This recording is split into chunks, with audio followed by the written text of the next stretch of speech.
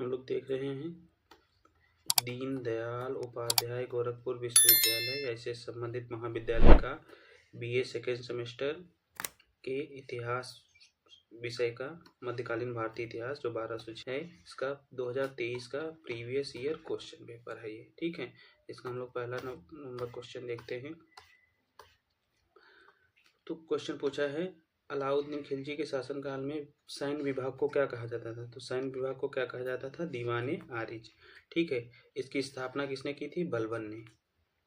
लेकिन इसमें सैनिकों का हुलिया, ठीक है, हुलिया एवं घोड़ों को दागने की व्यवस्था किसने की थी? तो वो की थी अलाउद्दीन खिलजी। ठीक, नेक्स्ट क्वेश्चन देखते हैं दीवाने बंदगान की स्थापना किसने की थी। तो दीवाने बंदगान की स्थापना किसने की थी? फिरोज शाह तुगलक ने। ये कौन सा विभाग था? दास विभाग। दीवाने बंदगान जो था वो कौन सा विभाग था? ये दास विभाग था। ठीक है, और बलबन ने किस विभाग की स्थापना की थी? तो उसने की थी दीवाने आरिज। ठीक है, दीवान ए आरिज। ये कौन सा विभाग था? सैन्य विभाग, जो हम लोग अभी ऊपर को पढ़े हैं। ठीक है, सैन्य विभाग की स्थापना किसने की थी? जो ये विभाग था दीवाने आरिज, इसकी स्थापना बलबन ने की थी। नेक्स्ट क्वेश्चन देखते हैं बाबरनामा किस भाषा में लिखी गई। तो बाबरनामा जो थी वो तुर्की भाषा में मूल रूप से लिखी गई। इसके लेखक कौन है? बाबर। बाबर की ये आत्मकथा है। इसको फारसी भाषा में अब्दुल रहीम खान खाना ने अकबर के समय में अनुवाद किया, फारसी में, तुर्की से फारसी में। ठीक है, नेक्स्ट क्वेश्चन देखते हैं अलवार संत किसके अनुयायी थे। तो अलवार संत जो है वो विष्णु जी के अनुयायी थे। अलवार और नयनार 7वीं 8वीं शताब्दी में ये भक्ति संत थे। तो बहुत सा इसमें कन्फ्यूजन रहता है कि कौन से अलवार हैं, कौन से नयनार हैं। आप मतलब नयनार किस भगवान के उपासक थे या किस देवता के उपासक थे, और अलवार किस देवता के उपासक थे, इसमें कन्फ्यूजन रहता है। तो इसमें हम याद करने का एक ट्रिक देख लेते हैं। तो भक्त थे, उनको क्या कहा जाता था? नयनार। ठीक है, तो नयनार नयन, ठीक है, और इसी से बना है नयनार। ठीक है, नयनार। और शंकर जी के कितने नयन थे? मतलब नयन से मतलब आंखें। कितनी आंखें थी? 3 आंखें थी। ठीक है, तो 3 आंखें और नयन, नयन ये शब्द मतलब क्या होता है? आंख होता है। और आंखें शंकर जी के कितनी थी? 3 थी। ठीक है, तो इससे हम लोग क्या रिलेट कर सकते हैं? याद रखने, जब आप एक को एलिमिनेट कर लेंगे तो खुद ही दूसरा आ जाएगा। तो इसमें पूछा है अलवार संत कौन थे। तो अलवार संत जो थे वो विष्णु के उपासक थे। ठीक है, फिर पूछा है भारत में चिश्ती सिलसिले का संस्थापक कौन था। तो मोइनुद्दीन चिश्ती, ख्वाजा मोइनुद्दीन चिश्ती। ठीक है, इसके ये संस्थापक थे। और चिश्ती मतलब संप्रदाय के सबसे प्रसिद्ध संत कौन थे? निजामुद्दीन औलिया। इन्हीं के जो शिष्य थे वो कौन थे? खुसरो। ठीक है, अमीर खुसरो जिसको कहे हम लोग बोलते हैं। ठीक है, ये किसके मतलब संत थे? खुसरो, निजामुद्दीन औलिया के। और जो नागौरी हैं हमीदुद्दीन नागौरी, ये फिरदौसी सिलसिला के संत थे। नेक्स्ट क्वेश्चन पूछा है भारत में सर्वप्रथम सांकेतिक मुद्रा को टोकन करेंसी का प्रचलन किसने किया था। ठीक है, तो ये क्वेश्चन मतलब हम पीछे 3-4 वीडियो बना चुके हैं, चारों में कहीं ना कहीं घुमा फिरा के पूछा है मोहम्मद बिन तुगलक से। ठीक है, तो सांकेतिक मुद्रा का सर्वप्रथम प्रचलन किसने किया था? मोहम्मद बिन तुगलक ने। ठीक है, इसने क्या किया था? सर्वप्रथम सांकेतिक मुद्रा का प्रचलन किया था। मोहम्मद बिन तुगलक के बारे में बात करें तो इसने 5 योजनाएं चलाई थी। ठीक है, अपने शासनकाल में, जो 5 क्या थी? असफल रही थी। ठीक है, एक भी सफल नहीं रही थी। तो इसे कुछ जो मोहम्मद बिन तुगलक है, जिसको हम लोग शॉर्ट फॉर्म में MBT बोलते हैं, इसे कुछ लोग बोलते हैं मतलब पागल बादशाह भी बोलते हैं कुछ लोग, कुछ इतिहासकार पागल बादशाह बोलते हैं, कुछ कहते हैं मतलब जब इसकी मृत्यु होगी तो बोलेंगे कि जो बदायूनी है वो बोलता है कि राजा को प्रजा से और राजा को प्रजा से और प्रजा को राजा से मुक्ति मिल गई। ये बदायूनी बोलता है, और एल्फिंस्टन है वो उसको पागल बादशाह बोलते हैं, क्योंकि इसने जो 5 योजनाएं लागू की वो पांचों असफल थी। अगर 5 योजनाओं की हम बात करें तो देख लेते हैं कि पांचों योजनाएं इसकी क्या थी।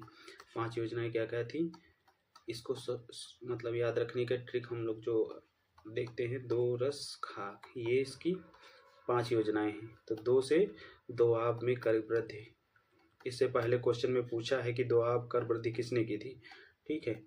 और दोआब कर वृद्धि ये असफल क्यों हो गई थी, क्योंकि इसने कर वृद्धि उस टाइम में लागू किया जब सूखा पड़ा था, और जब सूखा पड़ता है तो फसल नष्ट हो जाती है। तो जो पहले से लागू है वही नहीं दे पा रहा है किसान, तो आपके वृद्धि जो आपने किया है वो क्या देगा। तो इसलिए ये योजना क्या हुई थी, असफल हो गई थी। फिर क्या किया इसने, से राजधानी परिवर्तन की, ठीक है, राजधानी परिवर्तन की, कहाँ से, दिल्ली से दौलताबाद, ठीक है, दिल्ली से दौलताबाद की। ये क्वेश्चन पूछा है पिछले जो वीडियो हम बनाए उसमें। से सांकेतिक मुद्रा, जो कि यही क्वेश्चन पूछा है, सांकेतिक मुद्रा का प्रचलन किसने किया, ठीक है, ये क्वेश्चन ही देखिए पूछा है, टोकन करेंसी किसने किया, ठीक।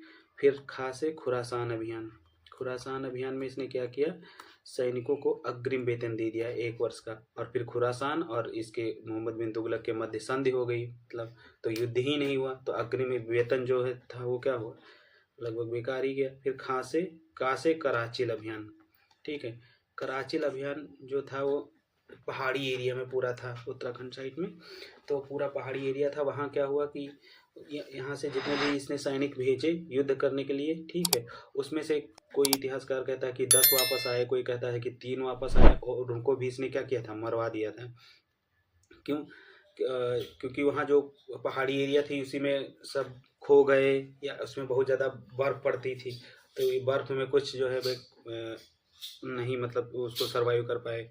तो हम देखते हैं, तो इसका आंसर क्या होगा, सांकेतिक मुद्रा का प्रचलन किसने किया था, मोहम्मद बिन तुगलक। तो हमारा आंसर क्या हो जाएगा, सी।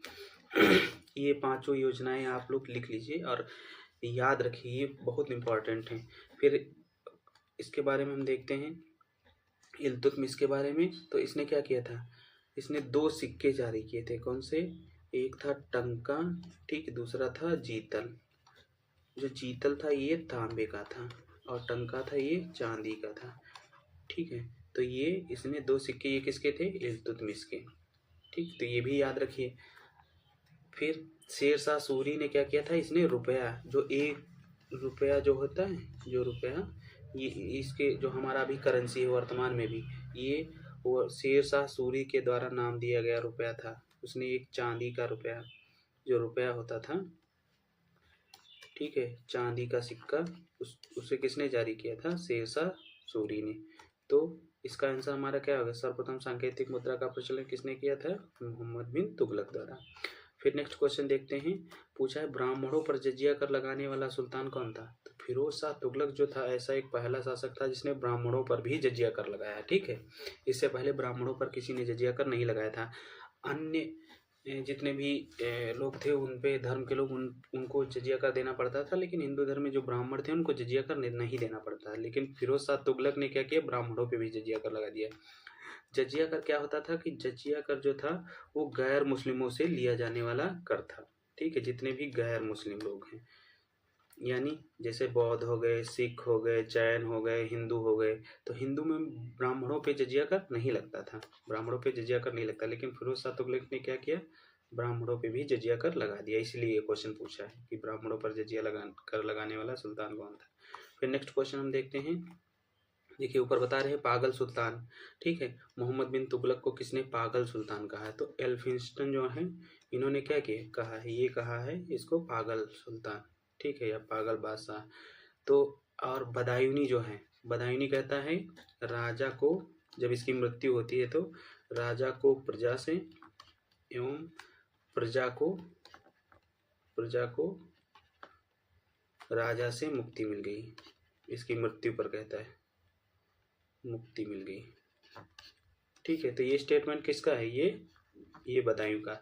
अगर ये स्टेटमेंट पूछ ले मतलब कि ये किसने कहा है, तो ये हो जाएगा बदायूनी का, क्योंकि जब ये पूछ सकता है कि पागल बादशाह किसने कहा है, तो एल्फिंस्टन ने कहा है, तो ये भी पूछ सकता है कि राजा मतलब ये स्टेटमेंट किसने दिया है, तो ये बदायूं ने दिया। ठीक है, नेक्स्ट क्वेश्चन हम चलते हैं। नेक्स्ट क्वेश्चन है, किसने कहा था दिल्ली अभी दूर है? मतलब हुनूज, इसका मतलब जो एक्चुअल वर्ड है हुनूज दिल्ली दूरस्थ,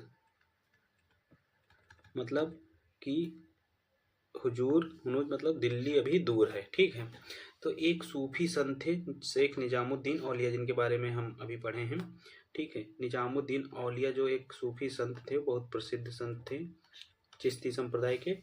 इन्हें क्या है, खिलजी वंश का जो अंतिम शासक है उसने क्या किया, ये अनुदान दिया, शायद 2 या 5 लाख टन का, ठीक है, अनुदान दिया। लेकिन उसने क्या किया था कि पूरा राजकोष में सबको अनुदान दिया खुश करने के लिए, कि जिससे कि वो हमारा सपोर्ट करें, मतलब शासक का सपोर्ट करें। तो इसने निजामुद्दीन औलिया को भी अनुदान दिया, जिससे कि इनके अनुयायी जितने भी थे वो मतलब क्या करें, शासक को सपोर्ट करें। लेकिन जब गयासुद्दीन तुगलक आता है, ठीक है, तुगलक वंश की स्थापना किसने की थी, गयासुद्दीन तुगलक ने। जब गयासुद्दीन तुगलक भारत का शासक बनता है, ठीक है, तो वो क्या कहता है, निजामुद्दीन औलिया से कहता है, क्योंकि उसकी अच्छी निजामुद्दीन औलिया से उसकी अच्छी नहीं बनती थी। ठीक है, और उसने कहा कि या तो आप, औलिया से कहा, या तो आप अनुदान दिया हुआ जो रुपया है वो हमें वापस दे दीजिए, या आप दिल्ली छोड़कर चले जाइए। ठीक, यहाँ पे बंगाल है, ठीक है, तो यहाँ पे दिल्ली है ये, और ये दिल्ली से यहाँ गया था बंगाल विजय पे, और यहीं से इसने अपने सैनिकों को भेजा था निजामुद्दीन औलिया से कहने के लिए कि या तो बोल देना कि दिल्ली छोड़ दें, दिल्ली छोड़ के कहीं और चले जाएं, या फिर उनका अनुदान वापस कर दे जो उसको मिला, मतलब औलिया को मिला है। तो इसने कहा था कि हुनूज अभी दिल्ली दूरस्थ, मतलब अभी दिल्ली दूर है, आप दिल्ली तक आइए तब मिलिएगा। तो दिल्ली के पहले ही एक अफगानपुर जगह है, ठीक है, वहीं क्या हुआ, इसकी मृत्यु हो जाती है। किसके द्वारा, मोहम्मद बिन तुगलक द्वारा एक लकड़ी का महल बनाया जाता है, और उसी महल में इसकी दब के मृत्यु हो जाती है, यानी दिल्ली तक नहीं पहुंच पाता है। तो जितने भी निजामुद्दीन औलिया के अनुयायी थे वो क्या कहते थे कि औलिया का श्राप लगा हुआ है, इसीलिए वो दिल्ली नहीं आ पाए, इसीलिए ये वक्तव्य फेमस है। फिर नेक्स्ट क्वेश्चन हम देखते हैं, तारीख ए फिरोज शाही किसने लिखी? तो तारीख ए फिरोज शाही जो लिखी है वो जियाउद्दीन बर्नी ने लिखी है। ठीक है, अमीर खुसरो जो है उसकी बहुत सी मतलब रचनाएं हैं। इसका हमारा आंसर क्या हो गया 25 का सी। तो इब्न बतूता की कौन सी रचना है, रहला, ये लिख लीजिए, बहुत महत्वपूर्ण मतलब पुस्तक है। ये मोहम्मद बिन तुगलक के समय में भारत आया था, ठीक है, यानी 1333-34 के समथिंग में। ठीक है, इसका टाइम पीरियड ये है भारत आने का। तो इसके बाद अमीर खुसरो जो था वो बलबन से GST यानी गयासुद्दीन तुगलक तक के शासनकाल को देखा है। इसकी कुछ महत्वपूर्ण रचनाएं जो हैं वो बहुत इंपॉर्टेंट है, जैसे खजाइन उल फुतूह, मैंने जो पिछले वीडियो बनाया उसमें सब रचनाओं का जिक्र किया। आसिका, ठीक है, नूर सिपिहर, ठीक है, और तुगलकनामा,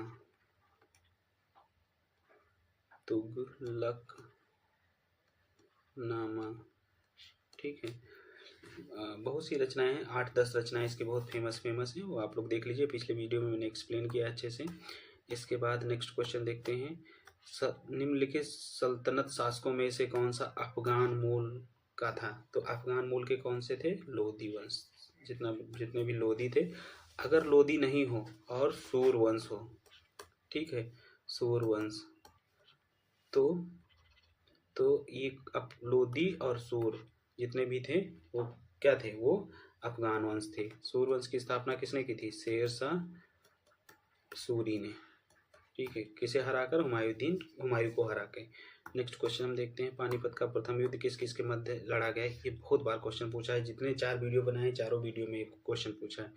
तो इब्राहिम लोदी और बाबर के मध्य लड़ा जाने वाला ये युद्ध है, कब, 21 अप्रैल 1526 को, ठीक है, पानीपत में लड़ा गया।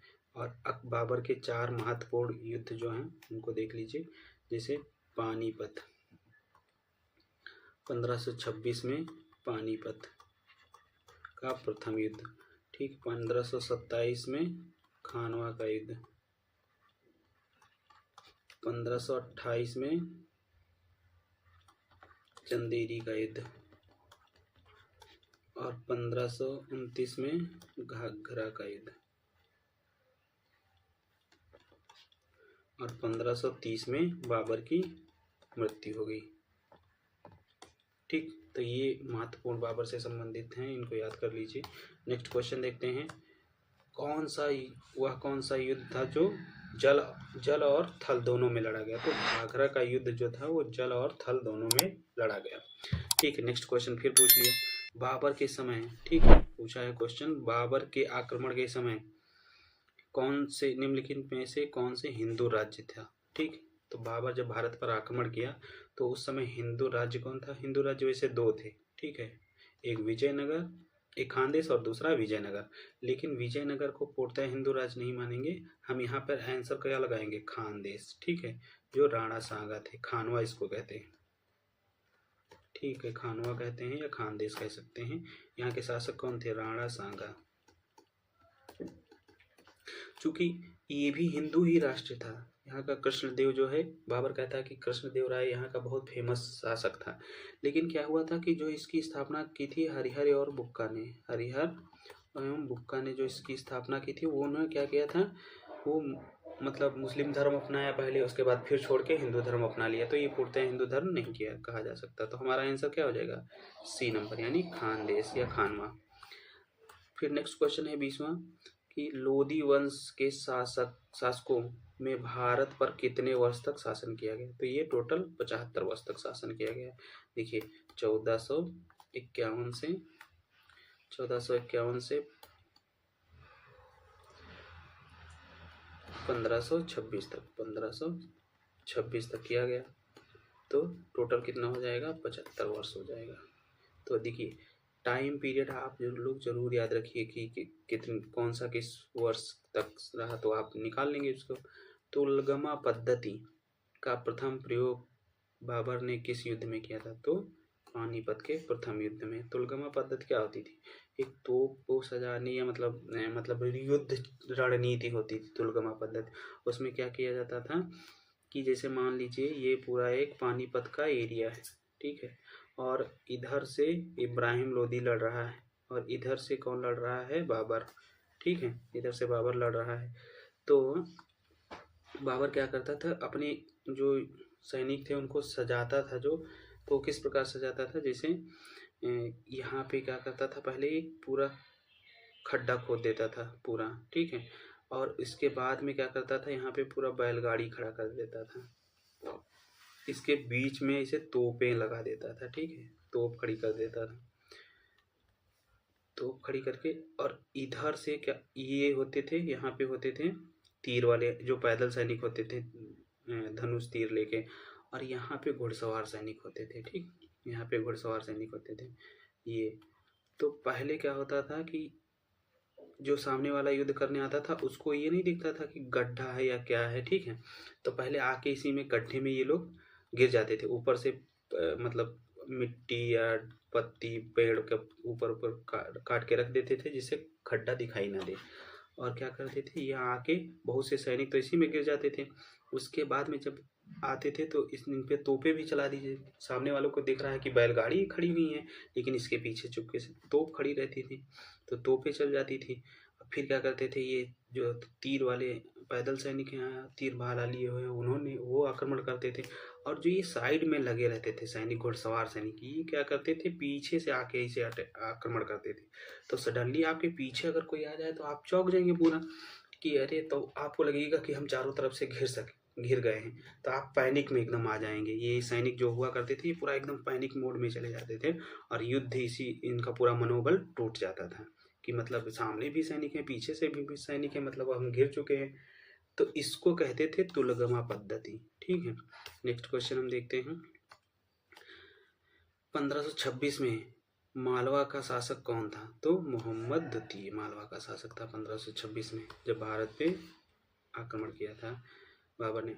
कश्मीर का अकबर किसे कहा जाता है? तो जैनुल आबदीन को कश्मीर का अकबर कहा जाता है, क्योंकि इन्होंने भी बहुत सारी मानवता के नाम वाली मतलब योजनाएं चलाई, जैसे अकबर ने चलाई थी कि उसी प्रकार जैसे दास प्रथा प्रतिबंधित कर दिया, जितनी बेकार की योजनाएं थी जो मानवीय मतलब अमानवीय थी उनको उनको समाप्त कर दिया था। इसीलिए इसने भी ऐसा ही काम किया था, इसीलिए इसको कश्मीर का अकबर किया कहा जाता है। ये कश्मीर का शासक था जैनुल आबदीन।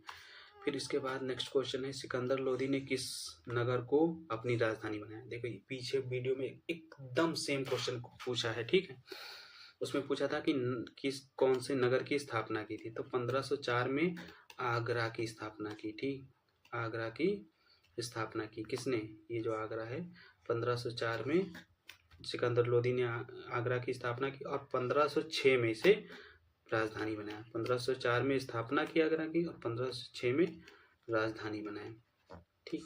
तो ये याद रखिए। जैसे पहले क्वेश्चन पूछा था कि किस नगर की स्थापना की गई, तो आगरा को आ गया। फिर पूछ लिया, ये इसमें पूछ लिया कि किस मतलब किसे राजधानी बनाया, तो आगरा हो गया। अगर पूछ ले किस वर्ष स्थापित किया गया, तो 1504 में। पूछ ले किस वर्ष राजधानी बनाया, तो 1506 में। तो इस प्रकार आप लोग इसको याद रखिए। एक वीडियो को कम से कम 3 बार देखिए, खुद ही सब याद हो जाएगा। फिर नेक्स्ट क्वेश्चन है, गज सिकंदरी का प्रचलन किसने किया था? तो सिकंदर लोदी ने, ठीक है। ये क्या था? भूमि मापने का एक क्या था, मीटर था कह सकते हैं आप। तो गज सिकंदरी किसने चलाया? सिकंदर लोदी ने। और गज बाबरी को चलाया बाबर ने, ठीक है। और गज इलाही इलाही ठीक है को चलाया अकबर ने। तो ये मतलब और दूसरे गज है, तो इसको याद रखिए आप। नेक्स्ट क्वेश्चन है, सूफी संतों के निवास को क्या कहा जाता था? मतलब जो खानकाह होता था, सूफी संत के निवास स्थल को क्या कहा जाता था? खानकाह। तो हमारा आंसर क्या हो जाएगा? बी। फिर समा, एक देखिए इसमें भी समा भी दिया है। तो समा जो क्या होता है, जो अभी हम लोग देखते हैं कि गांव में या कहीं पे बैठ के एक जगह जो गीत गाया जाता है नवरात्र वगैरह में, उसको उसी टाइप से इन लोगों का एक समा होता था, संगीत मंडली होती थी, आपस में बैठ के एक बार सब लोग मतलब गाते थे, संगीत गाते थे, तो उसको समा कहा जाता था। नेक्स्ट क्वेश्चन है, सूफी सिलसिला संप्रदाय मूलतः संबंधित है, तो किससे संबंधित है? मूलतः अगर पूछा है तो इस्लाम से संबंधित है, अन्यथा बौद्ध से भी संबंधित था, सिख से भी संबंधित था, हिंदू से भी संबंधित था, लेकिन पूछा है मूलतः किससे संबंधित था, तो इस्लाम से। फिर नेक्स्ट क्वेश्चन देखते हैं, अगर यहाँ पे पूछ लिया कि सूफी सिलसिला किससे संबंधित था, तो इस्लाम से हो गया। अगर पूछ लेता कि भक्ति आंदोलन किससे संबंधित था, हिंदू से, ठीक है। तो हमारा इसका आंसर क्या है? डी। नेक्स्ट क्वेश्चन देखते हैं, तुर्कान चहलगानी का गठन किसने किया था? ठीक, तुर्कान चहलगानी मतलब इसमें क्या होता था? इसका आंसर हो जाएगा इल्तुतमिश, ठीक। इल्तुतमिश ने इसका गठन किया था। इसमें क्या होता था? 40 जो तुर्क थे, ठीक है, जो 40 तुर्क थे उनका एक ग्रुप होता था, उसको कहते थे तुर्कान चहलगानी। तो उनसे जैसे किसी भी मतलब कार्य करने के लिए उनसे सलाह ली जाती थी, मतलब एडवाइस ली जाती थी कि ये काम ठीक रहेगा या नहीं रहेगा, ठीक। मानना ना मानना वो किस पे डिपेंड करता था? वो शासक पे डिपेंड करता था, ठीक है। तो इसकी स्थापना किसने की थी? इल्तुतमिश ने। लेकिन बलबन ने इसे क्या किया था? समाप्त कर दिया था, खत्म कर दिया था, यानी समाप्त कर दिया था। तो क्वेश्चन पूछ लिया कि गठन किसने किया था, तो इल्तुतमिश। अगर पूछ ले समाप्त किसने किया था, ठीक, तो बलबन हमारा आंसर हो जाता। तो इसका आंसर क्या हो गया? इसका आंसर है डी। नेक्स्ट क्वेश्चन हम लोग देखते हैं, भक्ति आंदोलन किस, देखिए ऊपर पूछा है कि सूफी सिलसिला किससे संबंधित था, अब ये पूछ लिया भक्ति आंदोलन किस क्षेत्र में प्रारंभ हुआ था, तो इसमें प्रारंभ हुआ था उत्तर में, ठीक। नेक्स्ट क्वेश्चन देखते हैं हम, भक्ति आंदोलन के प्रवर्तक कौन थे? तो रामानुजाचार्य भक्ति आंदोलन के प्रवर्तक थे। नेक्स्ट क्वेश्चन देखते हैं, देखिए हम ऊपर बताए थे कि चांदी का टंका और तांबे का जीतल जारी करने वाला शासक, तो ऊपर ही बताए थे कि चांदी का टंका और तांबे का जीतल इल्तुतमिश ने जारी किया था, ठीक है। अगर पूछे रुपया किसने चलाया था, तो रुपया किसने चलाया था? शेरशाह सूरी ने, ठीक है। नेक्स्ट क्वेश्चन हम देखते हैं, मोहम्मद बिन तुगलक, इसमें देखो पूछा है, तो इसमें ये मोहम्मद तुगलक ने क्या किया था? सांकेतिक मुद्रा का प्रचलन किया था। नेक्स्ट क्वेश्चन देखते हैं। सुल्तान बनने से पूर्व इल्तुतमिश कहाँ का सूबेदार था? इल्तुतमिश जो था वो कहाँ का सूबेदार था? तो वो बदायूं का सूबेदार। तो आंसर क्या हो जाएगा? ए। नेक्स्ट क्वेश्चन देखते हैं। आराम शाह कितने महीने तक शासन किया? ठीक है, तो इसी प्रकार मतलब कोई शासक का टाइम पीरियड आप याद रखिए, किसी राजवंश का टाइम पीरियड आप याद रखिए, किसी मतलब जितने भी शासक हैं उनका टाइम पीरियड याद रखिए। ये मात्र 8 महीने तक शासन किए थे। ठीक है, आराम शाह। नेक्स्ट क्वेश्चन देखते हैं। निम्नलिखित में से किसने प्रसिद्ध कुतुब मीनार के निर्माण में योगदान नहीं दिया? सेम क्वेश्चन पिछले वीडियो में पूछा है जो हम बनाए हैं। तो इसमें क्या है कि कुतुब मीनार के निर्माण में किसने योगदान नहीं दिया, क्वेश्चन पूछा है। ठीक है, तो हम देखते हैं। तो ये एक कुतुब मीनार थी, ये वाली, और इसमें क्या था, इसमें कुतुब मीनार की जो पहली निचली नींव है या फर्स्ट मंजिल है, तो इसकी नींव किसने रखी थी? ऐबक ने। लेकिन इसको पूर्ण का किसने कराया था? हम 3-4 वीडियो इससे पहले बनाए हैं प्रीवियस ईयर क्वेश्चन पेपर के, तो चारों में पूछा है। किसी में पूछा है कि नींव किसने रखी थी, किसी ने पूछा है इसका निर्माण किसने पूर्ण कराया था, किसी ने पूछा है कि इसकी मरम्मत किसने कराई थी।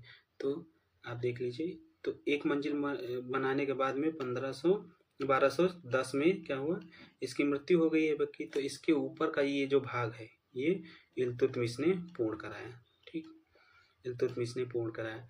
लेकिन क्या होता है कि 1368-69 में क्या होता है, इस पे एक आकाशीय बिजली गिरती है, तो ये क्षतिग्रस्त हो जाता है, यानी टूट जाता है इधर उधर थोड़ा बहुत।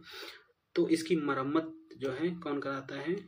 मरम्मत फिरोज शाह तुगलक कराता है। ये FST यानी फिरोज शाह तुगलक। तो देखो नींव किसने रखा? ऐबक ने, तो यानी ऐबक का तो योगदान है। फिर इल्तुतमिश ने क्या किया? पूर्ण कराया, तो इल्तुतमिश भी है। फिर फिरोज शाह तुगलक ने क्या कराया? मरम्मत कराया, तो ये भी है। तो हमारा आंसर क्या हो गया? सी आंसर हो गया। पूछा है योगदान नहीं था, निर्माण में योगदान किसका नहीं था? तो गयासुद्दीन तुगलक, तो यहाँ का इसका कोई योगदान है नहीं, तो आंसर क्या हो जाएगा? सी। ठीक, तो इसका हमारे का आंसर क्या हो जाएगा? किसने योगदान नहीं दिया था? तो गयासुद्दीन तुगलक। नेक्स्ट क्वेश्चन देखते हैं।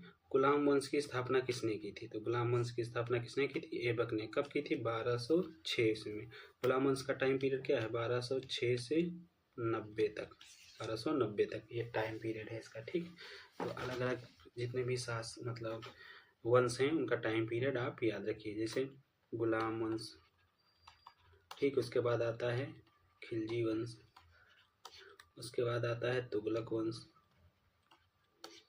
उसके बाद आता है सैयद वंश दिल्ली सल्तनत में, इसके बाद आता है लोधी वंश। ठीक है, तो इनका टाइम पीरियड सबका याद रखिए और इनके शासक का टाइम पीरियड भी याद रखिए। फिर नेक्स्ट क्वेश्चन हम चलते हैं। अलाउद्दीन खिलजी का मूल नाम क्या था? हम हमेशा बोलते हैं किसी की उपाधि हो, मूल नाम हो, ठीक है, मूल नाम हो, पूरा नाम है, ठीक, उपनाम हो, तो ये सब क्या है? ये सब पूछता है क्वेश्चन। तो अली गुस्सफ इसका क्या नाम था? इसका मूल नाम क्या था? अली गुस्सफ। ठीक है, और मकसद अली, ठीक है, ये बहलोल लोदी की उपाधि थी। गाजी मलिक की उपाधि किसने धारण की थी? गयासुद्दीन तुगलक ने। और फरीद कौन थे? ये एक सूफी संत थे, बाबा फरीद। ठीक है, सूफी संत थे। नेक्स्ट क्वेश्चन देखते हैं।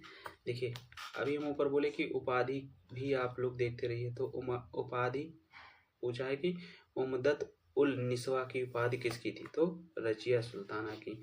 ठीक है, तो जो इसका पिता था इल्तुतमिश, इसने क्या किया था? जब सिक्का जारी किया था तो सिक्के पे इस उपाधि का नाम जो है, उस उपाधि को अंकित कराया था। ठीक है, तो रजिया सुल्ताना की उपाधि थी उमदत उल निस्वा। ठीक, नेक्स्ट क्वेश्चन देखते हैं। अमीर ए आखुर होता था, तो अमीर ए आखुर कौन सा? शाही असुसाला का मुख्य अधिकारी या असुसाला का अध्यक्ष कह सकते हैं या प्रधान कह सकते हैं। ठीक है, और अमीर ए आखुर का पद जो है रजिया के समय याकूत को दिया गया था। नेक्स्ट क्वेश्चन देखते हैं। काजी को न्यायाधीश कहा जाता है। नेक्स्ट क्वेश्चन पूछा रक्त और मतलब लौह और रक्त की नीति किसने अपनाई थी? तो बलबन ने। ठीक है, रक्त और लौह की नीति किसने अपनाई थी? बलबन ने। नेक्स्ट क्वेश्चन देखते हैं, निम्नलिखित में से किसने दिल्ली पर शासन किया। ठीक है, तो जो चांद बीबी थी ये दक्कन में शासन किया, यानी दिल्ली पे नहीं है इनका। मेहरुन्निसा यानी नूरजहां, ठीक है, नूरजहां जो अप्रत्यक्ष रूप से किसके, जहांगीर के शासनकाल में शासन किया, लेकिन प्रत्यक्ष रूप से नहीं किया, तो ये भी नहीं होगा। फिर हजरत महल ये अवध की शासका थी, अवध या लखनऊ, ठीक, तो ये भी नहीं है। तो हमारा उत्तर क्या हो जाएगा, रजिया सुल्ताना जो थी इसने क्या किया, शासन किया है 1236 से 40 तक। नेक्स्ट क्वेश्चन देखते हैं। नेक्स्ट क्वेश्चन पूछा है, दिल्ली सल्तनत में पहली बार सिंचाई के लिए कुएं और नहरों का निर्माण किसने करवाया। ठीक है, तो कुएं और नहरों का ये पूछा है पहली बार। ठीक है, तो जब पहली बार पूछा है सिंचाई के लिए नहरों, तो हमारा आंसर क्या हो जाएगा, गयासुद्दीन तुगलक ने। ठीक है, अगर पूछ ले कि मतलब विस्तृत स्तर पर, यानी मतलब बहुत ज़्यादा नहरों और कुएं नहरों का निर्माण किसने कराया, तो फिरोज शाह तुगलक। ठीक है, यानी विस्तृत स्तर पर। और इसी ने, फिरोज शाह तुगलक ने क्या किया था, हक ए सर्ब नामक कर लगाया था। कौन सा ये कर होता था, सिंचाई कर। ठीक है, सिंचाई कर हुआ करता था ये हक ए सर्ब। ये क्वेश्चन पूछा है 2025 में, यानी पिछले साल ही क्वेश्चन पूछा है कि हक ए सर्ब कर जो है किसने लगाया था, तो ये था फिरोज शाह तुगलक ने। अगर पूछे किस लिए लगाया था, तो ये सिंचाई कर था। तो इसमें पूछा है पहली बार, तो हमारा आंसर क्या हो जाएगा, गयासुद्दीन तुगलक। अगर पूछे विस्तृत स्तर पर किसने किया था, तो फिरोज शाह तुगलक हो जाता। फिर नेक्स्ट क्वेश्चन देखते हैं, निम्नलिखित में से किस शासक को वास्तविक नाम गाजी मलिक, देखिए ऊपर ही हम बताए थे अभी, तो गाजी मलिक की उपाधि किसकी थी, गयासुद्दीन तुगलक। ठीक है, इसको GST हम लोग शॉर्ट फॉर्म में बोलते हैं, गयासुद्दीन तुगलक। और मोहम्मद बिन तुगलक को क्या कहा था, उलूग खां। ठीक है, बलबन ने कौन सी उपाधि धारण की थी, जिल्ले इलाही यानी ईश्वर की छाया, यानी अल्लाह की छाया, और नियामत एक खुदा यानी ईश्वर का प्रतिनिधि नामक 2 इसने क्या किया था, उपाधियां धारण की थी। उपाधियां हम सबके इसकी सभी शासकों की देख लेते हैं लगभग। तो ऐबक ने कौन सी उपाधि धारण की थी, लाख बख्श की। ठीक है, लाख बख्श, क्योंकि ये क्या करता था, लाखों का दान करता था, इसलिए लाख बख्श इसकी उपाधि थी। ठीक, फिर दूसरा है इल्तुतमिश ने सुल्तान ए आजम की उपाधि धारण की। रजिया ने क्या किया था, निस्बत ए खुदाई की उपाधि धारण की, या सुल्ताना की उपाधि धारण की। ठीक है, फिर अलाउद्दीन खिलजी ने सिकंदर ए सानी या अमीर उल मोमिनीन नाम की 2 उपाधियां धारण की थी। खिज्र खान ने रायन की उपाधि धारण की थी। ठीक, सिकंदर लोदी ने सिकंदर ए सानी, ठीक, की उपाधि धारण की। इब्राहिम लोदी ने सुल्तान ए हिंद, मतलब हिंद का सुल्तान की उपाधि धारण की। मुबारक शाह एक पहला शासक था जिसने स्वयं को ही खलीफा घोषित कर लिया। तो ये बहुत इम्पोर्टेंट हो जाता है कि क्वेश्चन, क्योंकि ये यूनिक है कि स्वयं, मतलब ये खलीफा वलीफा को कुछ नहीं मानता था, ये कहता था कि हम ही खलीफा हैं और जितना मतलब हम ही सर्वोच्च हैं। ठीक है, बाकी सब देखिए खलीफा के नीचे का जितना भी पद होता था वो उपाधि धारण करते थे, लेकिन मुबारक शाह खिलजी ने क्या किया, स्वयं को ही खलीफा घोषित कर लिया। फिर नेक्स्ट क्वेश्चन हम देखते हैं, ये सारी उपाधियां आप लोग लिख लीजिए। तो पूछा है बरीद ए मुमालिक, देखिए विभाग से भी बहुत सारे क्वेश्चन पूछा है। ठीक है, इसी में कम से कम 3 से 4 क्वेश्चन विभाग से पूछ लिया। ठीक, तो विभाग जितने भी हैं उनसे भी क्वेश्चन बन रहा है। तो पूछा है बरीद ए मुमालिक कहा जाता था, तो बरीद ए मुमालिक जो गुप्तचर विभाग होता था, ठीक है, उसको बरीद ए मुमालिक कहा जाता था। तो गुप्तचर के हेड को क्या कहा जाता था, बरीद, या गुप्तचर को क्या कहा जाता, बरीद। फिर सैन्य विभाग को कहा जाता था आरिज, दीवान ए आरिज, दीवान ए आरिज, ये किसे कहा जाता था, सैन्य विभाग को, और इसके हेड को कहा जाता आरिज ए मुमालिक। राजस्व विभाग को कहा जाता था दीवान ए मुस्तकराज, ये अलाउद्दीन खिलजी द्वारा क्या किया गया था, स्थापित किया गया था। गुप्तचर विभाग को बरीद ए मुमालिक। फिर नेक्स्ट क्वेश्चन देखते हैं हम लोग, निम्नलिखित में से बलबन ने कौन सी उपाधि धारण की थी? ठीक है, तो जिले इलाही, अभी ऊपर देखे हैं। ठीक है, जिले इलाही की उपाधि किसने धारण की थी? बलबन ने। ठीक, नेक्स्ट क्वेश्चन देखते हैं, इसी में देख लेते हैं। तूतीय हिंद किसे कहा जाता था? अमीर खुसरो को। और कैसर ए हिंद की उपाधि किसने धारण की थी? महात्मा गांधी ने। नेक्स्ट क्वेश्चन देखते हैं, अमीर खुसरो ने जलालुद्दीन खिलजी के सैन्य अभियानों का वर्णन किसमें किया है? तो अमीर खुसरो की 8-10 पुस्तकें जो हैं, 8-9 बहुत महत्वपूर्ण पुस्तकें हैं। और दिल्ली में सबसे अधिक पुस्तकें, दिल्ली सल्तनत में सबसे अधिक पुस्तकें लिखने वाला मतलब कौन सा व्यक्ति है? वो अमीर खुसरो। ये क्वेश्चन पूछा है कि दिल्ली सल्तनत में सबसे अधिक पुस्तकें किसने लिखी? तो अमीर खुसरो ने लिखी थी। तो जलालुद्दीन खिलजी के सैन्य अभियानों का वर्णन किसमें किया है? तो मिफ्ताउल फुतूह में क्या किया है? जलालुद्दीन खिलजी के सैन्य अभियानों का वर्णन किया है। और पूछ ले अलाउद्दीन खिलजी के सैन्य अभियानों का वर्णन किसमें किया है? तो खजाइनुल फुतूह में, इसमें। ठीक, हमारा आंसर क्या है? इस क्वेश्चन का आंसर है ए नंबर।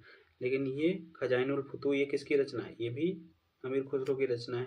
और ये रचना में क्या है? किसके सैन्य अभियानों का वर्णन है? जो अलाउद्दीन खिलजी था उसकी सैन्य अभियानों। और किरान उस सादेन जो है ये भी अमीर खुसरो की रचना है। इसमें ये कविताएं हैं और प्लस कैकुबाद और बुगरा खां, ये आपकी लोगों से मतलब ऊपर की बात है, इसमें इतना डीप नहीं पूछेगा। नूरे सिपहर नौ स्वर्ग यानी मुबारक शाह खिलजी को मतलब क्या है? ये समर्पित पुस्तक है। फिर इतने ही टोटल 30 क्वेश्चन हैं। तो इससे पहले भी हम लोग क्या 1 2 3 4 वीडियो बना चुके हैं, ये 5वां है। ठीक, और 5 में लगभग किसी सब में 40 हैं, मतलब previous year question paper, previous year question है। एक में 50 भी हैं। ठीक, तो टोटल मिला के कितने हो जाएंगे? और इसमें 30 हैं, तो टोटल मिला के कितने हो गए? 4 3 12 120 और 80, 200 क्वेश्चन हो गए। 200 क्वेश्चन के साथ में जितने ऑप्शन हैं उनको भी मैं एक्सप्लेन किया हूँ अच्छे तरीके से। तो कम से कम 1000 क्वेश्चन तो आपके कंप्लीट हो जाएंगे क्वेश्चन आंसर। तो 4-5 ही वीडियो देखने के लिए आपको इनफ मतलब है। तो आप देखते रहिए इसको। एक वीडियो को कम से कम 3-4 बार देखिए, खुद ही याद हो जाएगा। याद करने की ज़रूरत ही नहीं होगी, लिखने की भी ज़रूरत नहीं होगी। ठीक है, जब किसी चीज़ को एक बार आप देखते हैं तो केवल उसको समझ पाते हैं कि उसमें क्या है। सेकेंड टाइम में आप उसका क्या करते हैं, 40 से 50% तक आप मतलब आपको याद रह जाता है लगभग। फिर थर्ड टाइम देखते हैं तो वो 80 से 90% तक आपको याद रह जाएगा। फोर्थ टाइम अगर देख लिए तो आपको 100% वो याद हो जाएगा, मतलब ऐसा मेरा मानना है।